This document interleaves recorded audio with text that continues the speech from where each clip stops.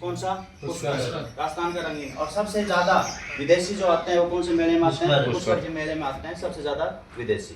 पुष्कर झील में ब्रह्मा जी का मंदिर है, वरा मंदिर है, कनाडा के सहयोग से इसको साफ किया जा रहा है। इसमें 52 घाट बने हुए हैं। कितने घाट? 52 घाट। कार्तिक पूर्णमासी को मेला पड़ता है। देखो कार्तिक पूर्णमासी को कहाँ मेला पड़ता है?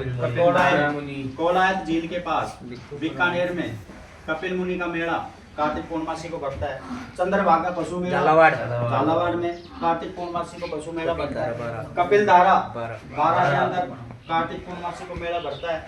और पुष्कर कार्तिक पूर्णमासी को मेला पड़ता है। ये 4 मेला देख लो। कोलायत झील के अंदर दीपदान किया जाता है, पुष्कर के अंदर दीपदान किया जाता है। कोलायत झील है वो मीठे पानी की झील है। राजस्थान की सबसे पवित्र झील कौन सी है? पुष्कर झील। सबसे पवित्र कौन सी है? पुष्कर है। प्रदूषित भी कौन सी है? पुष्कर ही झील है। कनाडा के सहयोग से इसकी सफाई की जा रही है।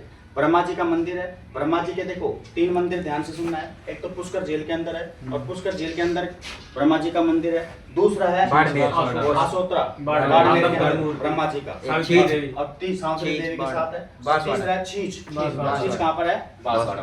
अब बांसवाड़ा की बात आ गई तो बांसवाड़ा 100 द्वीपों का शहर कहलाता है। बांसवाड़ा 100।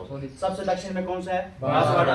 और सबसे उत्तर में कौन सा है? गंगानगर। सबसे पूर्व में और सबसे पश्चिम में जैसलमेर। सबसे पश्चिम में जैसलमेर। अजमेर के अंदर तारागढ़ दुर्ग मैंने अभी बताया था। तारागढ़ दुर्ग पृथ्वीराज सिसोदिया जिसे उड़ना राजकुमार कहते हैं। ये क्वेश्चन आता है कई बार, उड़ना राजकुमार किसे कहा जाता है? पृथ्वीराज सिसोदिया को उड़ना राजकुमार की संज्ञा दी गई है। और इन्होंने अपनी पत्नी तारा के नाम पर इसका नाम क्या रखा था? तारागढ़। राजस्थान का जिब्राल्टर तारागढ़ कौन सी पहाड़ी पर स्थित है? गढ़वेट। कौन सी पहाड़ी पर? गढ़वेट। अब पहाड़ी देखो एक बार। चिड़ियाटूक पहाड़ी पर कौन सा है? जोधपुर। त्रिकुट पहाड़ी पर कौन सा है? सोनारगढ़। सोनारगढ़ एक ऐसा दुर्ग है जिसमें 2.5 शाखे हुए हैं। कितने? सर्वाधिक शाखे कहाँ पर हुए हैं? पहला शाखा कहाँ हुआ है? रणथंभौर पर 1301 में आक्रमण किया था किसने? अलाउद्दीन।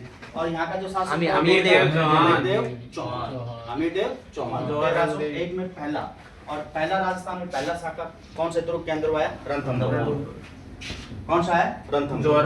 रंगदेवी। और जोहर किया था रंगदेवी ने सवाई माधोपुर के अंदर है। सर्वाधिक शाखा आया था चित्तौड़गढ़ में। कितना शाखा आया? 3। और अलाउद्दीन खिलजी ने इस पर आक्रमण किया चित्तौड़गढ़ 1303 में। अलाउद्दीन खिलजी ने जब आक्रमण किया तो यहाँ का राजा था रतन सिंह।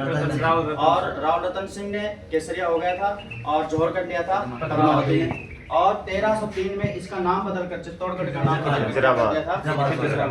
क्या कर दिया था? अपने पुत्र के नाम पर हिजरावत। अब चित्तौड़गढ़ दुर्ग को देखो एक बार। चित्तौड़गढ़ दुर्ग का निर्माण करवाया था चित्रांगद मौर्य ने। और अलाउद्दीन खिलजी ने 1300 में आक्रमण करके मेसा के पठार पर। कौन सा पठार है ये? मेसा का पठार है। और यहाँ पर 2 नदी गुजरते हैं, गंभीरी और बेड़च नदियों के संगम पर कौन सा है? चित्तौड़गढ़ दुर्ग है। यहाँ भैंसरोडगढ़ दुर्ग है। चंबल और ब्राह्मणी पर भैंसरोडगढ़ दुर्ग है।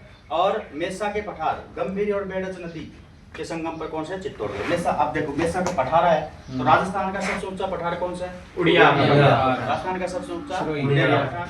दूसरा अब्बू का पठार। और सबसे कटा-फटा पठार है लसाड़िया का पठार उदयपुर में। अब लसाड़िया शब्द आया है, लसाड़िया आंदोलन चलाया संत माऊजी ने। आंदोलन किसने चलाया था? संत माऊजी ने। और संत माऊजी ने क्या किया था? संत माऊजी ने बेनेश्वर धाम की स्थापना की। और बेनेश्वर धाम का जो मेला पड़ता है वो माघ पूर्णमासी को पड़ता है। कब पड़ता है? माघ पूर्णमासी को बेनेश्वर धाम का मेला पड़ता है।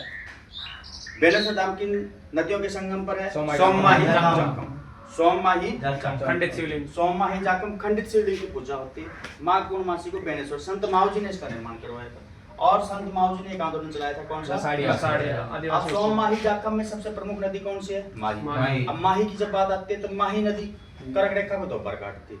माही नदी कर्क रेखा को 2 बार काटती है। और कर्क रेखा राजस्थान के 2 जिलों से गुजरती है। सीमा ध्यान रखना, सीमा बनाएगी किसकी? डूंगरपुर की। सीमा किसकी बनाएगी? डूंगरपुर की। और मध्य में से किसकी गुजरेगी? मध्य में किसके? बांसवाड़ा की। और एक बार प्रवेश करते समय, एक बार निकास करते समय कर्क रेखा को माही नदी दो बार, 45। ठीक है ना। और कर्क रेखा का राजस्थान में जो सर्वाधिक विस्तार है वो बांसवाड़ा जिले के अंदर है। किसके अंदर है? बांसवाड़ा जिले के अंदर।